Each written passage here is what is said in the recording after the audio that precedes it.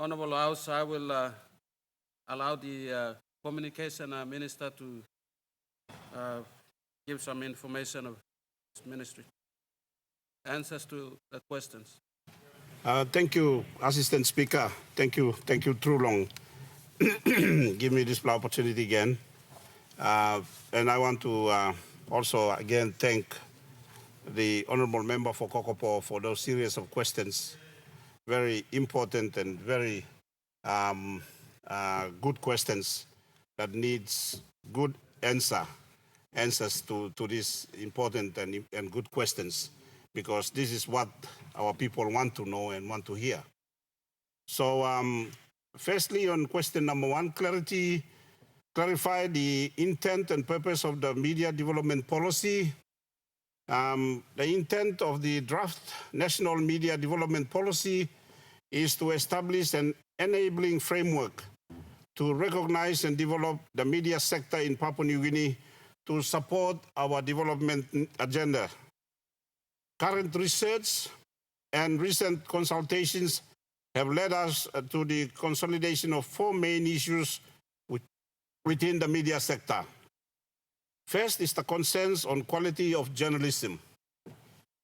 By concerns, we observe the decline of quality investigative journalism, the impact of substandard reporting on the development agenda, and the concerns on conduct, ethics, and accountability of journalists.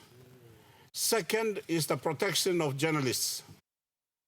My ministry, through the Department of ICT, is currently collating both quantitative and qualitative data to verify the concerns on safety of journalists. We recognize that at the moment there is a lack of protection mechanisms for journalists. Third is the coordination of government information. My ministry has, for the last 3 years, been looking at options on how to reorganize state-owned media outlets so that we coordinate dissemination of government information better.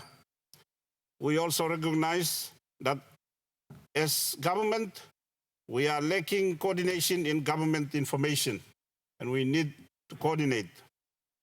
Fourth is the exclusion of SMEs. The ministry has identified that SMEs, particularly in the modern media space, are not recognized as professional and not given appropriate support. So based on these issues, Mr. Assistant Speaker, the draft National Media Development Policy identifies 4 main objectives.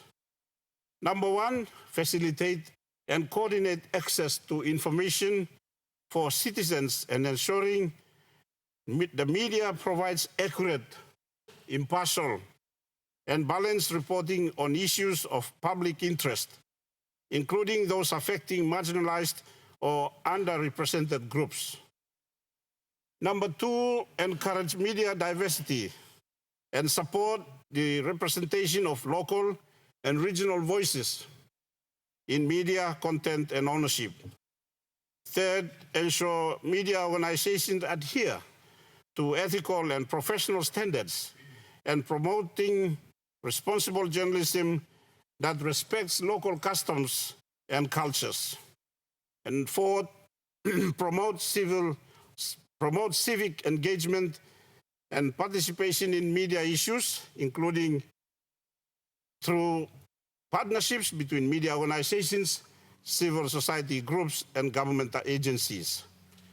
So by promoting access to information, media diversity, and responsible journalism, the policy aims to support the development of a more informed, engaged, and empowered citizenry in Papua New Guinea. So that's the first question, and I answer this in detail because it is important. The second question, how will the new policy help protect and promote media freedom and enhance freedom of speech? On the question of how this policy will promote media freedom, early this year, we released draft version 1 followed by a version 2 of the National Media Development Policy. In both versions of the draft policy, we proposed for the re-establishment of the PNG Media Council as an independent arm to represent and maintain standards within the media professionals or professions. The ministry maintains the view that the PNG Media Council, through its self-governing model, is not doing enough to grow the profession and hold journalists accountable. Through the ministry's proposal, the PNG Media Council would be empowered, hold mainstream media outlets accountable, and establish protection mechanism for journalists as well. I want to inform honorable members of this House that we have had a consultation workshop, and as a result, my department is working on identifying a model where we can find common grounds with all stakeholders. Number 3 question, does the new policy seek to regulate social media space, that's Meta or Facebook, WhatsApp, etc.? I want to remind all that this policy is not about regulating, but more on building capacity and recognition on within the media profession. The department is reviewing whether to include provisions for oversight on social media platforms, and we will inform in version 3 of the draft policy. On question 4, current status of the policy, Mr. Assistant Speaker and members of this Honorable House, as a matter of update, my department will be publishing a consultation report this week. Following this, the consultation itself is leading us to undertake a series of nationwide survey to better define our media landscape and ascertain data necessary to consolidate issues highlighted in the recent consultation workshop. My department is expected to be releasing a version 4 of the draft policy towards the end of April. This version 4 will be subject to further feedback, and I expect to take to Cabinet as early as May, and should legislation be proposed, we would also start drafting process in May. And I want to urge all members of Parliament that this is a very important review, just like all the other reviews been undertaken by this government under the leadership of our Prime Minister, Honorable James Marape, and the Deputy Prime Minister, Honorable John Rosso. So we are reaching 50 years of independence in this country.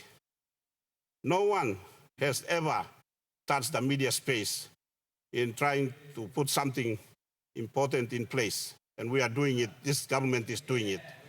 And I want to thank all of you for the support. Thank you, Mr. Assistant Speaker. Thank you.